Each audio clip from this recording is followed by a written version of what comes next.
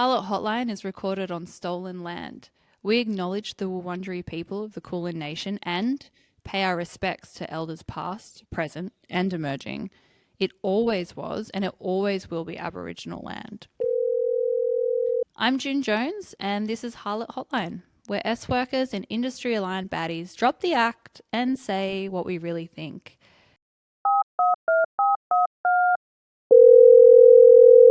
Okay, so my next guest is an incredible dancer, performer, model, trans rights activist, and a close friend of mine who I spent many nights with in the strip club dancing away and hiding from creeps. Please welcome the original HotBoiYo Oscar. Thank you for so much for having me, babe. I am so happy to connect with you. Oh my god. Stop! I'm so happy to see you.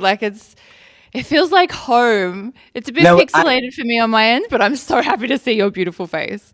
you're saying that to me. I'm the one that lives in another country. This very much feels like home. I remember, like, when I met you on the first night that I started working at the club as, like, the bar boy. And I was like, you were the first person to make me feel so safe.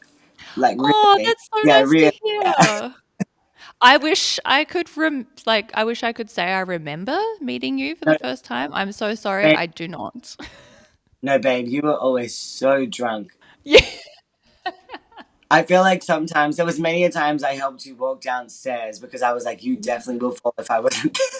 Oh my god, yeah, air out them skeletons, babe. That's fine. That's fine. Look, no, to be fair, when I worked at this particular club, I was going through it.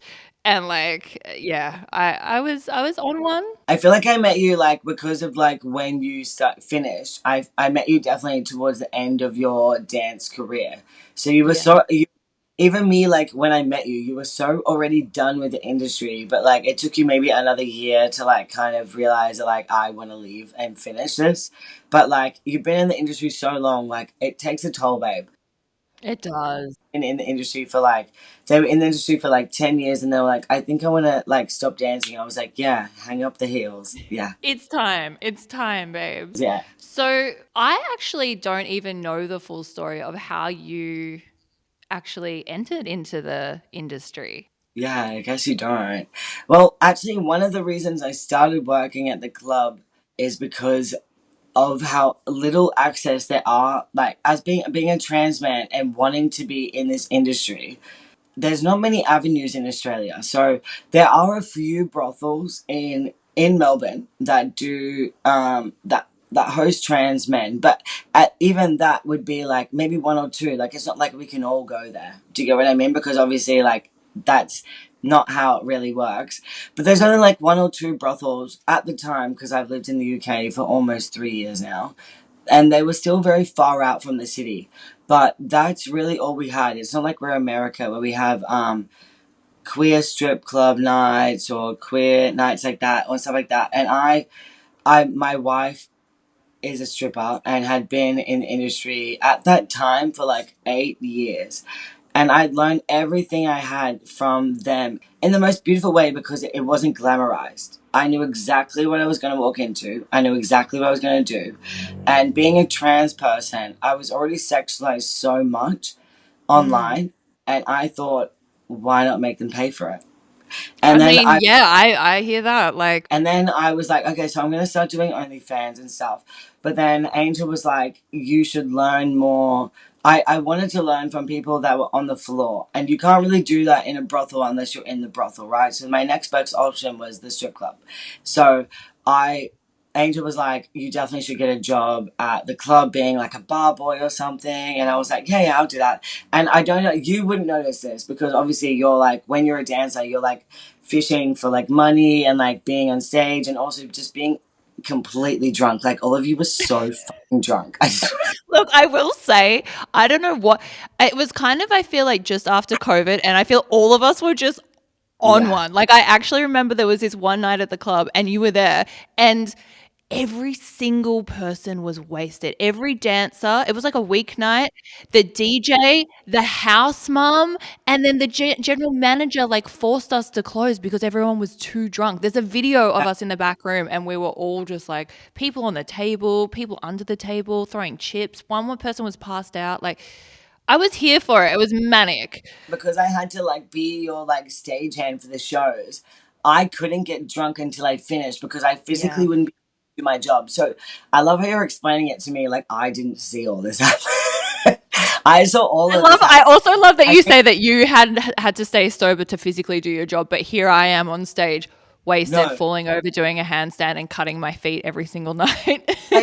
my favorite story of you and me at the club, and it's not you doing a show, it's nothing, it's me. I was like, there was like a bar in the VIP room, so like I would have to go up there and restock the fridge and like do the ice, and like every time you were at the bar, I guess you have to like book through there to go to the VIP, and I'm there, and you would be like, I'm doing like this 1 hour, and then you'd be like, that's my friend. That's my best friend. And the guy's like, yeah, cool. And you're like, are you going to tip him? Are you going to get, like, dude, the amount of money that I got just from you doing this shit, I literally got, like, I would say, like, in that moment, like, fifty bucks right there.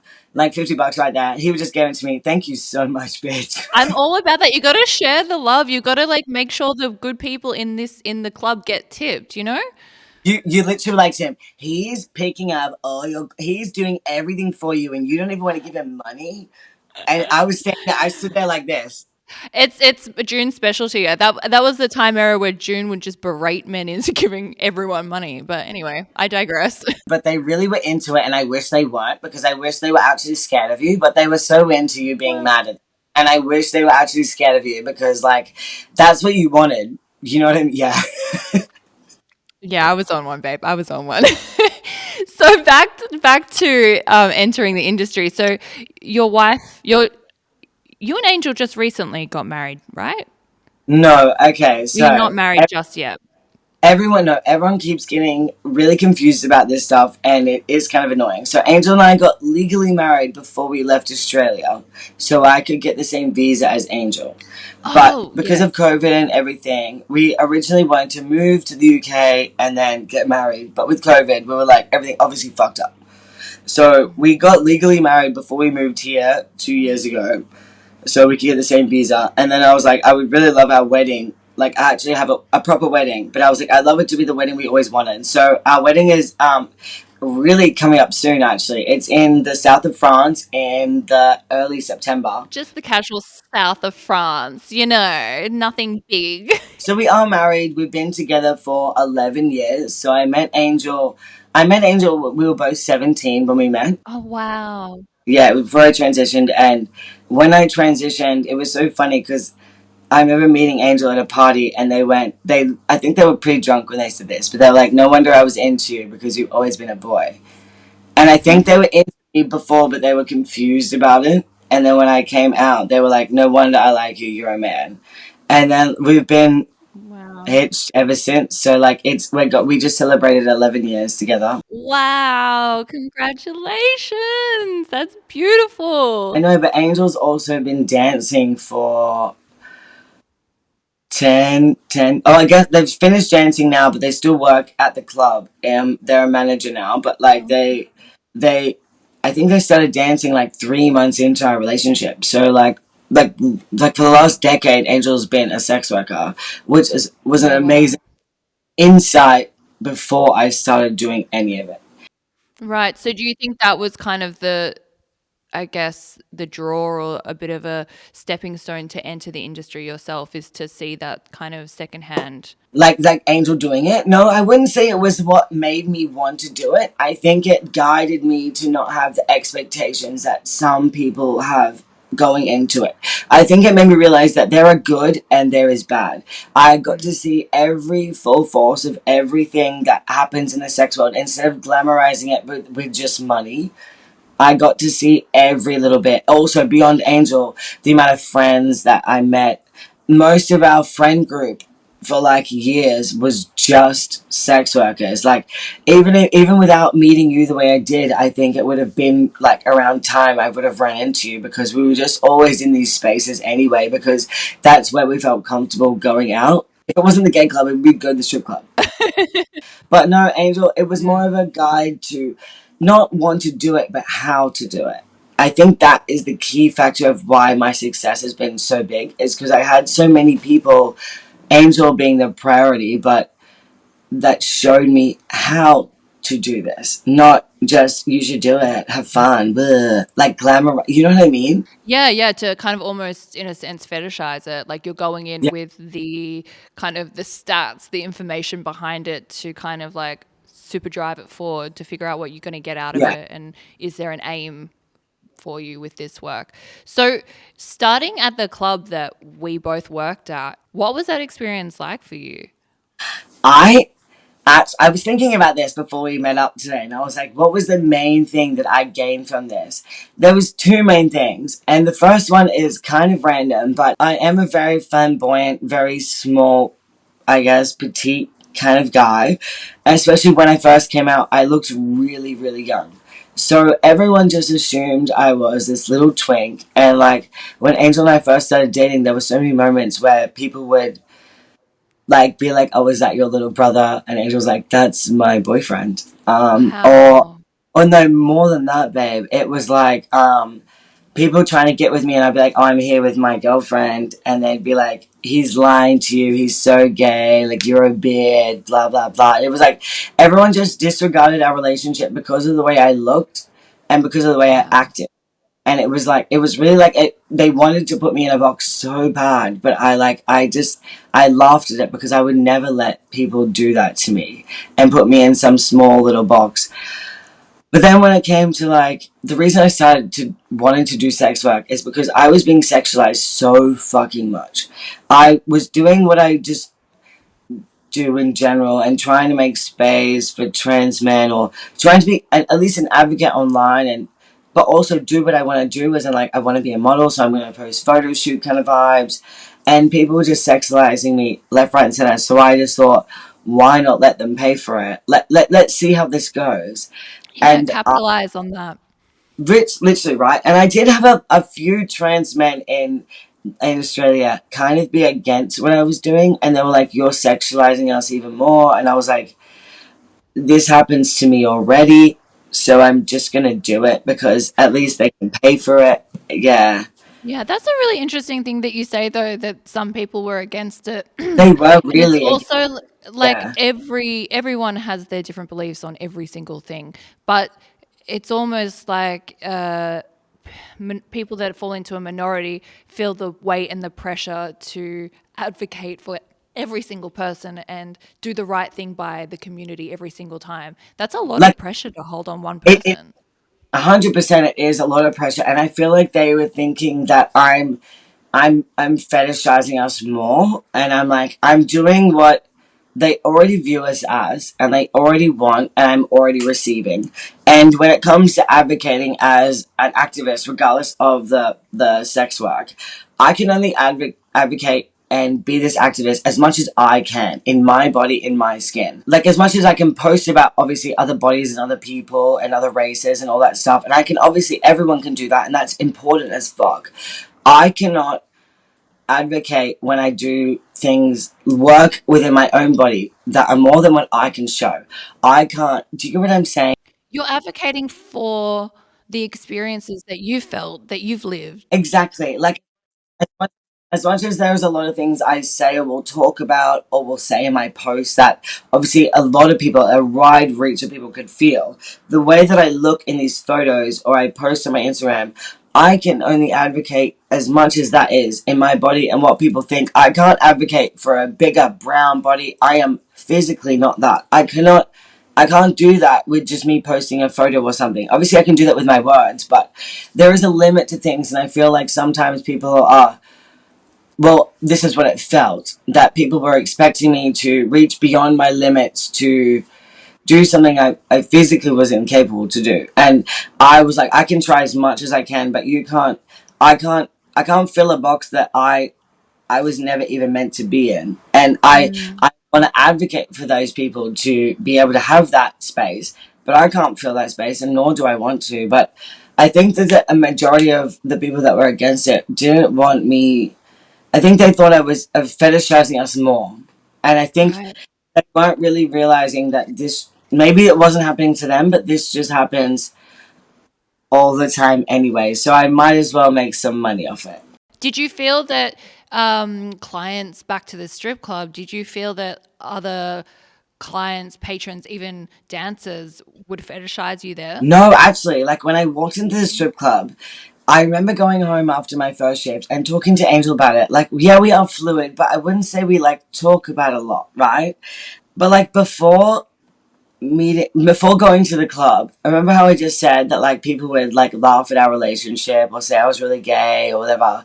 I wouldn't say beyond Angel, I've had any feminine person, any woman ever think anything more of me other than their little gay bestie, right?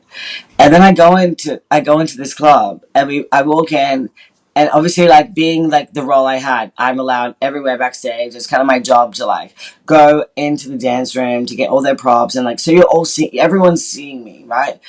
I have never had that much like woman attention in my fucking life.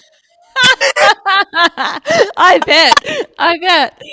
But like, I feel like you were everyone's favorite bussy at that point. The first time I remember walking past you and you literally ran your hand on my back and you're like, who are you? I remember everyone, I feel like all the bussies before that really ugly. I don't know. So I walked in and like all of you, like every single one, every person behind the bar, everything, every single like stripper was kind of giving me like eyes or attention. Not saying they went further than that night, but it was kind of like you all were kind of like, oh my god, who's that? And I remember Yeah. going home to Angel going, Angel, I know I don't mean this in like a weird way or that I cared, but baby, women cared. Women thought I was hot tonight. Like women were really into me, and they none of them. I remember blatantly saying, not one of them questioned my sexuality. Not one questioned my if I was cis or trans. They just thought I was hot. And even Angel was like, "Oh, I love this for you." Like I didn't view it in like a way that I wanted to pursue anything. I was just gagged at the. Do you get what I'm saying? I actually love hearing that it was a space where you felt welcomed as who you were Yeah. and who you I remember are. going home And from my first shift going, oh my god, like, wait, all these women think I'm hot.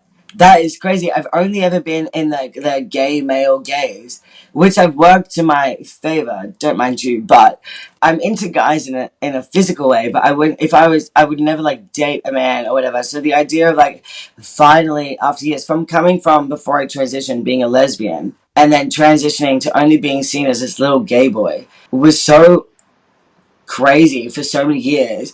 And then I finally met you all at this club, and I was like, wait, you all think I'm hot? Oh, okay. yes, and like crazy acceptance. Yeah. And like by the hottest people in the world, the gals, the working gals. That's what we love. I'm not gonna lie, all of you are so hot that I was like, wait, what? You? I feel like you don't realize how many times when I'm in the bathroom as like a stagehand, the guys come in and they go to pee and they go, how the fuck did you get this job, bro? How'd you get this job? Do you know that? Yeah, I do. You know how yeah. I know they think it's the best job in the world, and I'm like, oof, I don't know. Do you know what I always say? Hey, why don't you not be a pervert and you might get a chance? Good luck. They're too busy trying to like solicit us all. Yeah. Ah, They're love. like, you must be fucking all the girls. And I'm like, Oh yeah, because I'm we just sure. lay backstage with our legs open, like willing for anyone. Like, ah. I don't think they realize that when the club closes, all of us are just going to someone's afters at the house and being so fucked up and sitting on the couch. Like, I'm Yeah, like, these girls get changed into tracksuits and we all go drink a lot of beers. Like, I was like, what are you talking tracksuits. By the way, segue. about? You Wait. guys, Let me show you the butt. oh. But no, I think you all were like, Angel was a massive, obviously, factor into all of this. Like, my wife was like, if I didn't see everything and I understood it, I don't think I would have done it because I was scared. But I knew the ins and outs of everything. I've been hosting kick-ons with a bunch of you strippers, putting it all to bed for the last 7 years. I know what goes on. I know it. I don't know what you're talking about. That doesn't happen with me. I'm a mother. No. So, moving towards your after working in the strip club, you started working doing OnlyFans online work. No, I started doing OnlyFans work, and then I started at the club. And I remember there was the first month that I worked, the general manager of the club that we worked at actually pulled me aside and pulled a few dancers aside saying, hey, can you stop talking to Oscar? Because I know you know him from online, but you need to stop talking. What? Stop talking to you. I didn't know because this. they weren't doing their job, because they were just actually gagged that I worked there. Oh, because we're so busy. I'm more embarrassed that this is happening than like, oh my god, yeah, people notice me. Like, I literally was like, wait, this is so weird. But then, so I started doing OnlyFans, and then I started working at the club, and then when I was working at the club, actually, I love that you guys were all there for all these moments for me, but I got signed as a model when I was working at the club with you guys. And I remember we all went out to like this really gorgeous dinner to like one of these fine arts clubs, and it all had like oysters and all this stuff to celebrate me like getting signed as a model, because I thought, because when I started doing porn, I thought that would like I could never be a model because I've done porn now. But like Yeah, I hear that. all of you were there for like all my big experiences. But like I did start OnlyFans before this, and that's why a lot of the strippers knew me. But like the manager of the club told a few of the dancers to, and the waitresses especially, because they could come in the areas we were, to stop coming back because I was there. You're the naughty kid at school, I guess. Please do not talk to him. Okay, so you were working the club, doing OnlyFans, and then you were signed for a modeling job. Yeah. So I was doing like modeling anyway. It's been my passion since I literally, even before transitioning, it's been my biggest dream and goal. Just, even just artistic avenue of just wanting to express myself this way. I feel like a lot of people don't realize that a lot of my first photo shoots were in my backyard with a friend that was a photographer with some random idea that I had. And it got like the most insane attention. And people were like, where did you shoot this? I was like, it's just in my I garden. love that. That's such a like crafty hoe kind of thing. Like it's very OnlyFans No, COVID edition. literally. But I feel like everyone asks, how do you get into something? And I'm like, you just do it because you're interested. Like, you don't just send a bunch of pictures to a modeling agency. I mean, you can, but also, why don't you actually do your own hobby instead of trying to make someone else create it? I came out in as a trans man in 2012, and I guess there was trans women in media, but it was very, very Mm. minimal around that time, like really minimal, and almost oftentimes they were like a sex worker on the street, the Mm. trans women, but that was their role. Mm. Or I couldn't say another one that I visibly remember, but I think we all know that that was their kind of first role in entertainment, was you can be the escort on the street.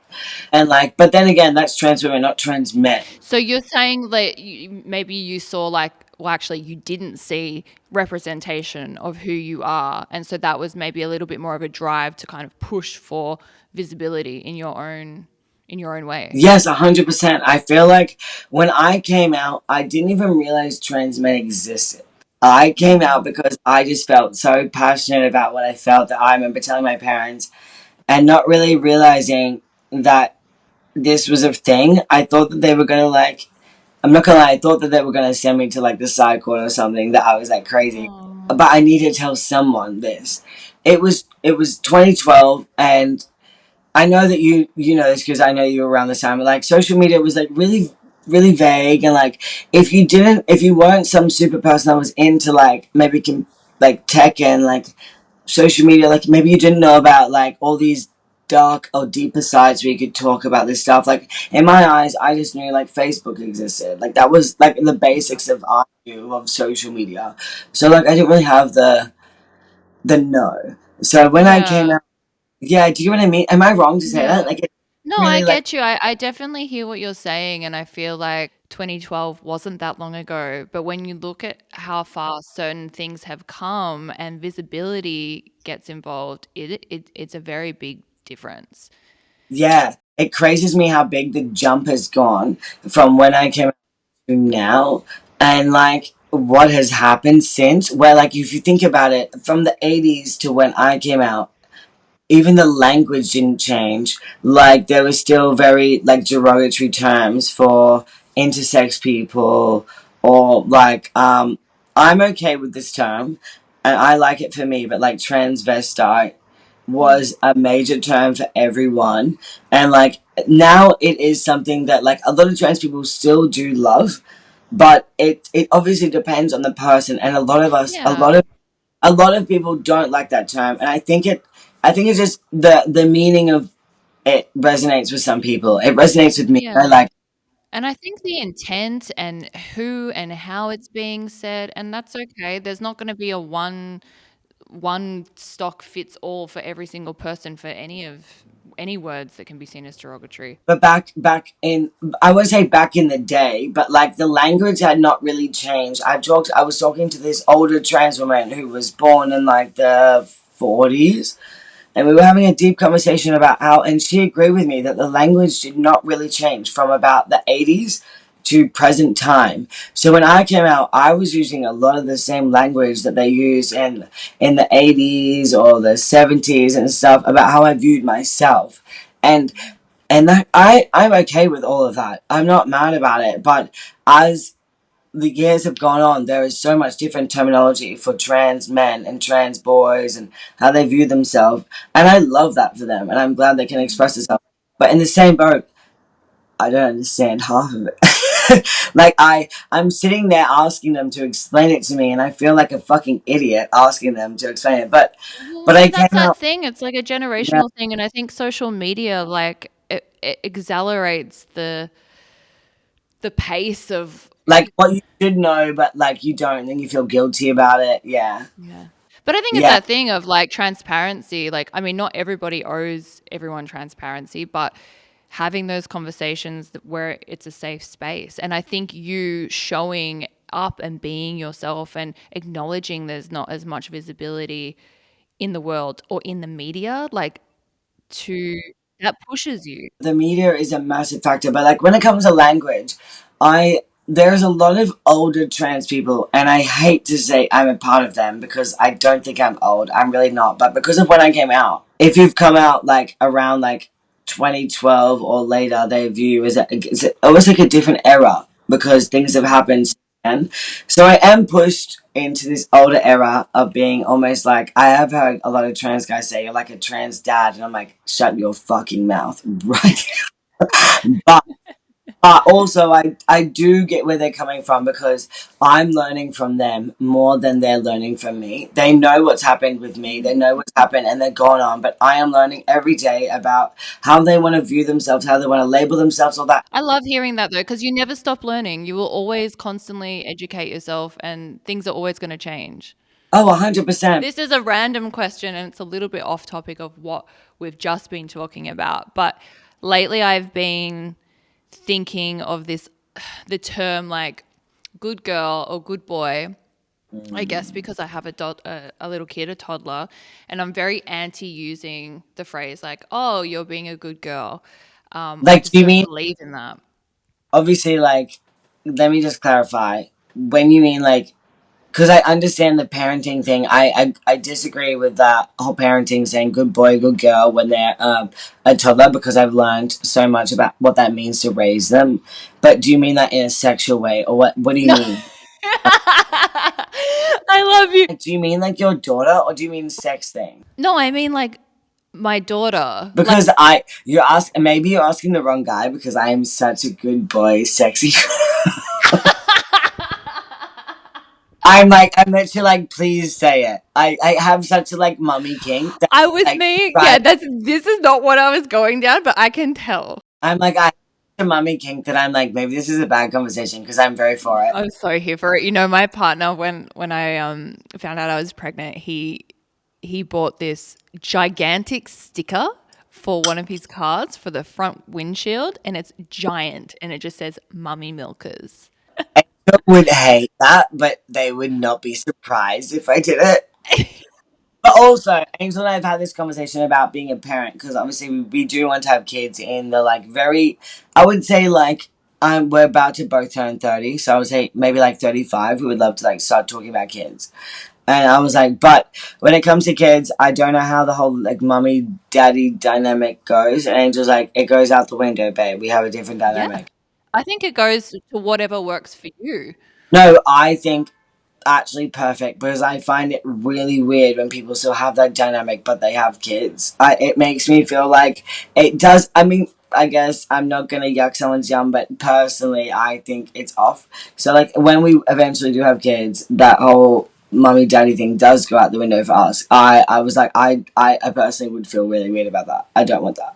Yeah, and I think for me, the thing that I've learned the most about becoming a parent is that like you can have all these ideas and social constructs that you think you're going to follow, but at the end of the day, it's about what works Yeah, for the parents means yeah. it's most likely going to be the most beneficial for the kid. When it comes to the mummy daddy thing, there are a lot of parents, and I think that, like, I don't think it's weird when you're talking about, like, you're talking to the kid, you're like, oh, daddy's doing this. You can't talk to daddy right now. I think that's okay, but then I couldn't translate that and then having sex and saying the same things. That's what I'm saying. I can't, Okay, like, so what I'm hearing is that you're actually just worried that you're going to lose the mummy daddy kink when you have sex if you have children. I Is that mean, what I'm hearing? yeah, but also, Yeah. I know, babes. I know. you know what I mean? Like you can't talk to your kids in the same way that like being like, oh, mummy's doing this, or like you can't talk to mummy right now because that's the way the language they understand because they're really little. Mm. That and then you can't I couldn't translate into a sexual thing. You'd be surprised, babe. I'm saying no, I would feel weird about it. So I'm saying that ends, and we can just anyway. Let's change the topic. Yeah. Okay. Well, because we'll go down the spiral. This is like 3 a.m. cooked Oscar June in the club. Like, let's pivot. So, what was the inspiration for you and Angel to move to the UK? Well, we came here on holiday just after we got engaged, and it was just pre-COVID. And we were like, I really want to move here. I love the life. Angel has family that lives here. That's a keynote, okay? Oh, I didn't know So, that. like, Okay. if we were to move here, the visa would be very easy. And then obviously COVID happened. I started in the period of COVID, whatever, all that. I then got signed as a model. I got this. I actually got so much more notoriety than I ever imagined happening. And I talked to my modeling agency and I was like, I would love to move to London because the agency I'm with has things in the UK, Australia, and America.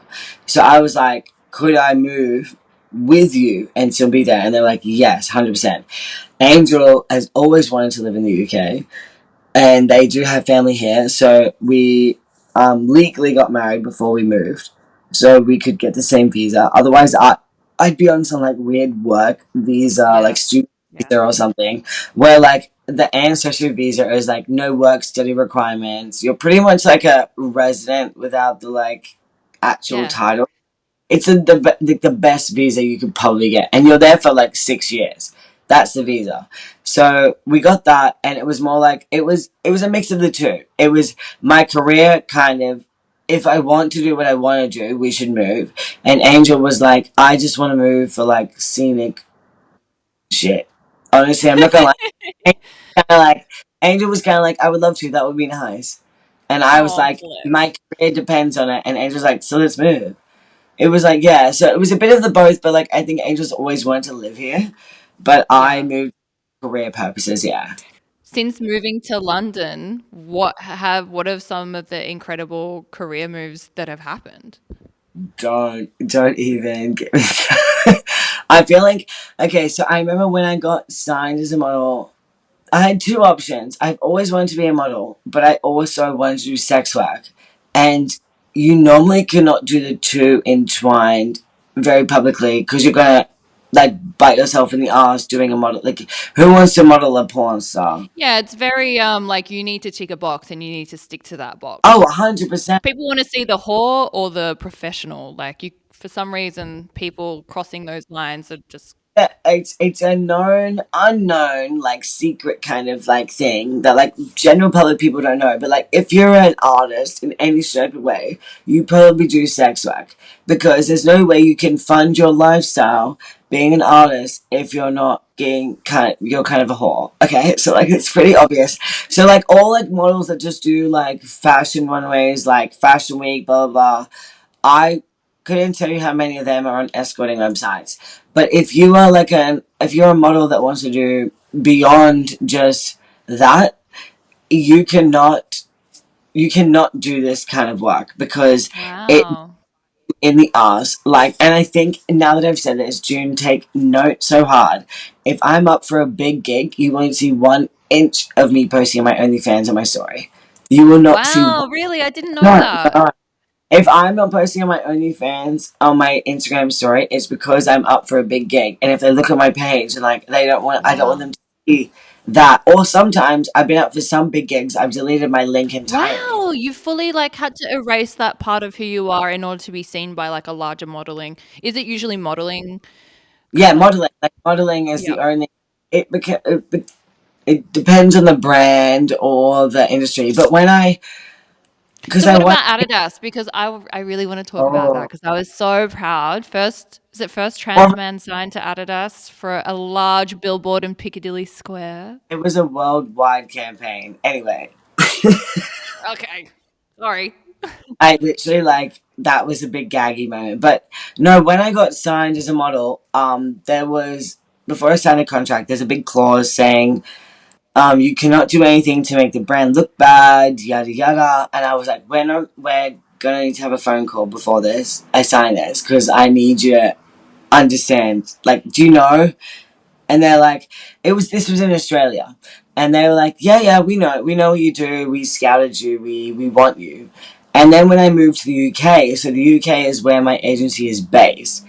They were not super happy about it, but I Wow, was already okay. signed, so they couldn't do that much. Oops, sorry about it. Yeah, so yeah, pretty much. So when I got signed, I was kind of like, "Hey, I do this stuff for work," and they're like, "No, we really want you." But in Australia, the agency I'm with was really a startup, and I was one of two, two or three trans men signed. I was the second trans man signed in the country as a model. There was only one other trans man that was signed as a model in the country. I think now there Wow. is. I've left. I think there is now three, which is honestly so depressing. Still, Yeah, one of the reasons, absolutely. yeah, 100%. One of the reasons I wanted to move was actually I don't want to be a diversity shoot. I don't want to be something that is just filling your blanks. I want to be a fucking male fucking model. And if I move somewhere else where all this stuff has already been done, I will fucking get what I deserve. And you know that I fucking got it. I fucking got it, bitch. Like I got all of it. How do you grapple with that though? Like with the just with companies and places just using you as the ticking the box for diversity. Like we just want to see that as a general rule of thumb that you're a part of the conversation, that not that like, hey, we've got one person that's trans, yay. It wasn't just one person that's trans. It was like these brands that in Australia had like very straight shoots. Okay, this is always the basis for diversity shoots, right? They'll have one black person. That black person might also be a big person, right? So it's two in one. And then they'll have one queer person and then one trans person. And then the rest will be cis, ripped white people. And that is, I mean this to my chest. I experience that every day in London still, especially with gigs. If there is a gig that wants to highlight queer nightlife, it is going to be 90% like ripped white people, maybe maybe one femme lesbian. Oh, couldn't highlight the butchers for real. Oh my god, of course we couldn't. Maybe one trans guy, and then maybe two black people, if that. And they highlight this as this is what queer community looks like. And it's actually Right. like a lot of people. I've mentioned this to a lot of people, and I don't think the general public, if they're in one of these things that I mentioned, they won't notice it. But when you're like, when the amount of like trans people, bigger people, black people I talk to, they're like, yeah, I notice. I'm like, yeah, they try and emulate this clique of things. Like, this is the queer community. I'm like, this isn't. Yeah, absolutely. I think it's a weird crossover of like, yeah, ticking these standard boxes when you can't. If you're trying to represent an entire community, you actually can't. But like, let's stop saying it's like, oh, we're being empowering and just have it as matter of fact. Like we are Yeah, just existing. You don't have to constantly be empowering. We all just exist. You all just exist as you are. 100%. Or like every gig, like maybe let's change up the lineup. Like let's Yeah. change. So like you can't always do that, like what you just said. But like let's change up the lineup. So like maybe like you can, but like no, in Australia, like it. What I just said is like nothing compared to Australia. Australia is very. If I didn't do sex work, I would never have gotten the places I have. I would never have been signed as a model. I never would have go-go gigs. And like everyone's gagged by this because I thought doing sex work would ruin all of my career doing modeling. And I thought I'm gonna do it because I'm so over this shit. And I have never had this much attention in my life since doing sex work. When I started doing OnlyFans, that's when I started getting booked for podcasts. People had to finally listen to what I had to say. I got booked. I got signed as a model after doing after doing porn. It's interesting because I think a lot of people and a lot of workers have this like duality of like they want to get rid of their worker persona in order to pursue these other No, things. But then I think there's almost like this full circle moment where they realize that's what makes them so incredible at these new ventures or these other part of their creativity. Like we are also multifaceted. exactly. You can be a multifaceted artist, and I think that I have told a lot of young, not young as in age, but young as in like trying to start out in the modeling industry. I've said do not, even like trans people doing anything as an artist. I've always said do not put yourself in a box because then you are stuck in it. And you know what's funny? I have been on that many sets. I think the Adidas set was a big one for me because when you're on set for a brand, that everyone's hired in internally. Like everyone, it's not like no one works for Adidas. They are like hired. It's like a production company that's hired to do this. Hmm. And the Hmm. leaders of the production team asked me, "Are you in acting? Do you do this, do that? Because you should." And I asked them why I should do that, and they're like, "Because you don't care about anything. You don't care about trying to put yourself in a box in a mold. You want to be you, and that's going to get you far." And then I did two other sets after that, and they told me the exact same thing. But like I'm talking like big production company directors have said, do not mold yourself to something. You will be yourself, and people will. I actually attest to that. If these are big production people telling me this stuff, I'm telling everyone who's listening to this exactly that. Do not mold yourself to something. I knew this already, but do not mold yourself into a square. Do what you want, and the people that want you will find you. But if you mold Absolutely. yourself to a box, then you are going to be stuck in that fucking stupid box for the rest of your fucking life. And it's actually suffocating as an artist. It's really Yeah. suffocating. Because you've got Yeah, this like unneeded pressure to perform to fit into a exactly. box. And then you're just kind of crushing yourself realistically. But what I was going to say is that like I can actually attest to that. Our whole friendship, I would totally agree. You've always portrayed yourself as knowing who you are and you will not change who you are. No, And it is so fucking beautiful to have a friend that's so unapologetically them, and it's so like inspiring and powerful. And I think especially I love that. in the way that we met in a strip club, like to have someone around and have that energy, like it was always just like such a force. And like, Even me, like, are you saying like even me, like walking around being your busboy? yeah, bitch. Yeah. Because you all inspired me so much. Like every time I do a show, like even the when I did Slag Wars, I did that my they did like a cabaret show night, and I did a strip show, and even they didn't post it on the TV, but at the end of it, I did like a dedication to all the strippers that have taught me everything. But then when it comes to like the like full service stuff, like Theo, like Real Sick Bitch of Melbourne, and like Peggy Sue Winters, like that is my mummy and daddy, like fully, like. But like with Yeah. it, if We love. I love you saying this about me, but like I'm viewing this about all of you. Like I viewed you guys Mm. as person, like people that made me feel so empowered. And you're saying like I just thought you were this bad bitch. I'm like I wouldn't have been if it wasn't for you. Well, I think that's that really beautiful thing about our industry is that we have some really beautiful people, and we do respect, a lot of us respect each other's like art forms, and we can see the positives and see how each other kind of help grow ourselves. And that's like such a beautiful thing to see in a marginalized community like sex work. 100%. Now, I want to go back to Slag Wars. Tell me Okay. what it was like for you filming a reality TV show, because that to me is terrifying. But I actually was thinking about it this morning and I was like, who else could I imagine doing better on a reality TV show? And I was like, you know what? Oscar is the only person that I just feel like can slay every part of a reality show. It was good, but it was bad. And like, I'm not. Okay, production side is where I feel like you guys missed out. And it's been long enough that I can actually say this stuff, so it's okay. Drag it out, babe. They didn't, with filming what they ended up creating, they missed out on so many amazing funny moments, sassy moments, intimate moments, us, all that stuff. Like, that never really got aired. And that, like, really changed a lot of, like, I guess, the show. Because it wasn't, like, we were there, so we were like, wait. I remember the whole group chat being like, wait, why didn't they put that in? But there were still really amazing, important things that they did put in. Like, they talked about, there was a moment where I talked about sex work and modeling, about exactly what I said. I pretty much said, if you guys want to use me for my body and my image, how can you be mad I'm using it for my own self growth?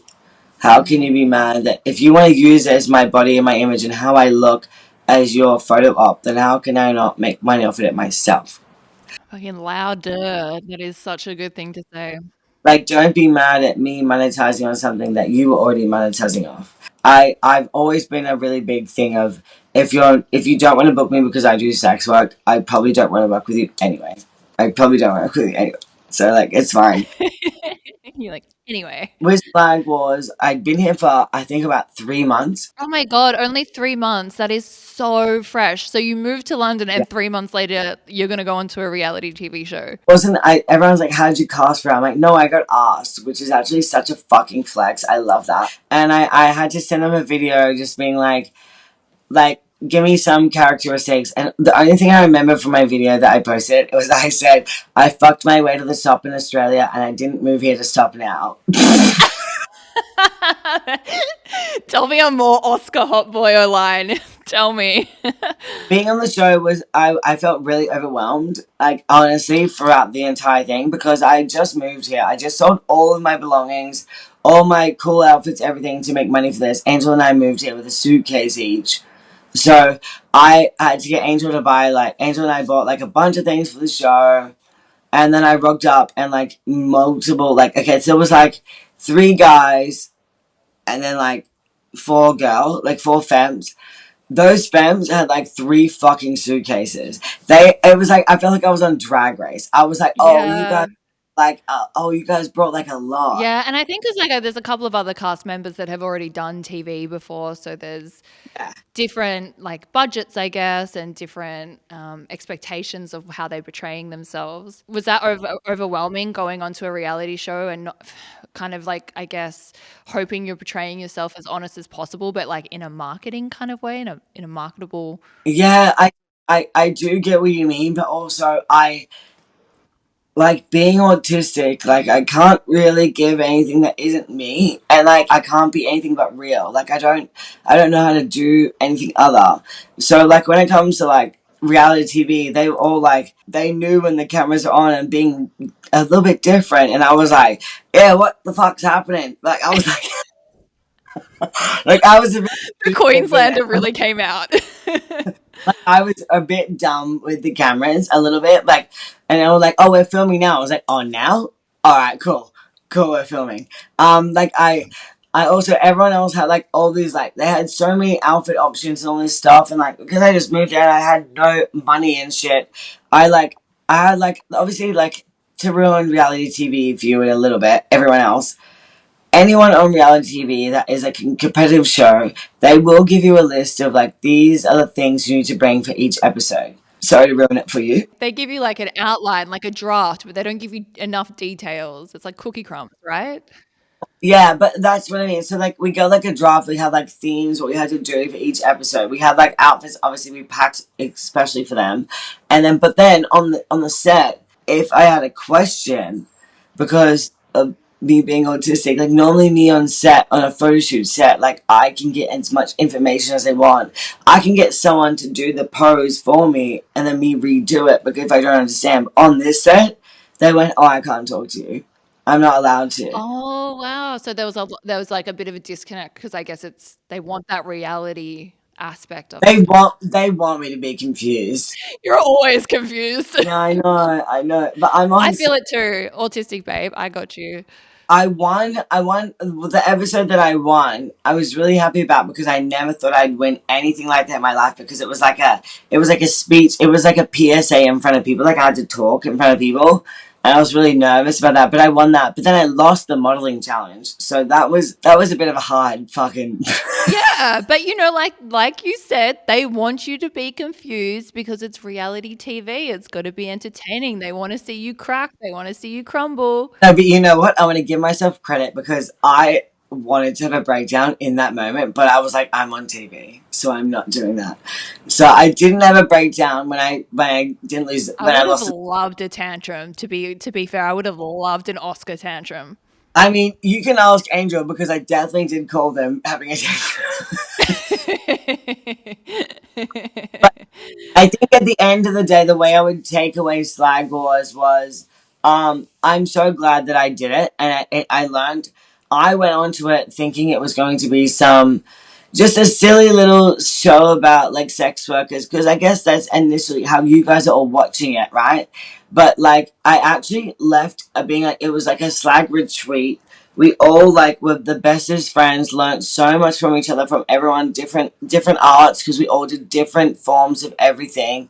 The hosts were all like very involved. They were allowed to be with us the whole time, so we were like best friends with all the judges and everything. By the time we left, um, we all That's did cool. That's nice. when we were not allowed to fuck while we were all there. That was a big key rule. That was one of the only rules. Was it followed though? It was, but then when we left, we all went to the beach at Brighton, and we had the most. When I mean the most soft core orgy, I really mean that. Okay. So we were all like making out and everything, and then we were all so tired from filming and no sleep that I remember one person said, "Are we like doing more?" And someone was like, "I'm really tired," and then the other person was like, "No, I'm really tired too. Like I'm really tired." Oh, that's so sweet. Just cuddles. We like made out and like dry humped each other, and then we went home. Oh, what a funny like alternate ending to Slag Wars. It's just like softcore orgy, But cuddles like and we kisses. really did nothing. But like I learned so much, and it made me. I think if I didn't do that, moving to the UK, I would have been a lot more nervous of me as a performer because everyone here is so incredible that me Yeah, moving from Australia, where we don't really have we don't have all that. You know what I mean? We don't have all very that feeling. different. Yeah. And like I walked in being like like even to the UK I was so nervous, and then leaving that set I went, I actually am the shit and I've got it and I know exactly what I'm doing. I'm so happy to hear that that was what you got out of it. Like it was a big, yeah, boost up. That's right. I am that guy. Also, I don't know if you're gonna have to like fully cut this out, but we were stoned the entire time. Like everyone was high the entire time, June. Like I mean, babe, I don't know how I would get through it. It's like, it's for me, it's Ritalin or edibles, and there's not much in between. yeah. What do you want your impact on the industry to be, whether it be S work or modeling or performing as a trans man? The reason I started modeling porn, everything I've done is actually just because I never saw it.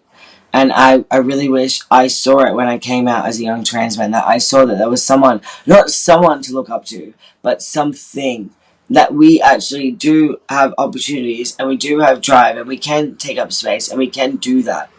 So when it comes to what I want to achieve is I've already achieved it. And then Oh, this arrogant way. Like I've achieved everything I've wanted to, especially moving here. I've done. I remember saying 5 years ago, I want to be on billboards. I want to be in music videos. I want to be on runways. I want to do this.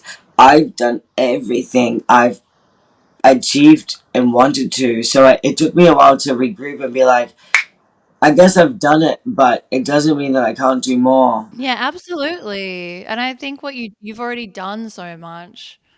Yeah, but I never wanted anyone to look up to me. I wanted them to look up to the space that it's achievable for you to do. No one's going to give you the yes. You have to barge your fucking way in, push down doors, and convince them that you're worthy.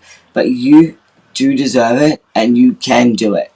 And I think that's the mark I want to leave on the world. Like, stop waiting for someone to ask you. Fucking push for them to do it. And I'm endlessly gagged of the opportunities I've had because I never moved to London expecting this stuff.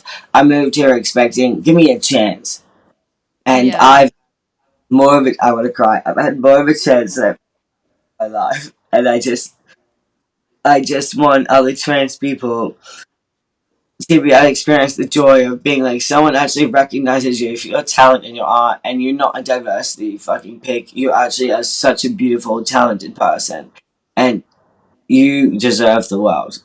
Because you can achieve it. And if I can, with being a porn star and everything, like you can, because like everyone told me I couldn't, but I did, and Yeah. I haven't stopped, and I haven't stopped, and everything is still working out amazingly for me. So like, just don't listen to anyone. Do what you want to do, and don't fill a box because don't fill the box because you'll be stuck there. And like you want to be outside the box because that's when everyone wants to be entertained by you.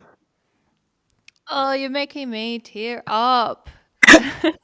I love you so much, and I am so proud of you, and I am so proud that I can say my friend is such a prolific voice in this industry and showing the world that there is space for people Okay, like June, you. shut the fuck up. Let me say one thing. If it wasn't for all of you girls, especially people like you and like Peggy, I would not be where I am today. And Angel, because if it wasn't for you, all you girls gassing me up, convincing me I was someone, I wouldn't have actually even tried to do it. So like all of you sex workers, I owe you all my strippers. I owe my whole career to because if it wasn't for the strippers that gassed me up and showed me,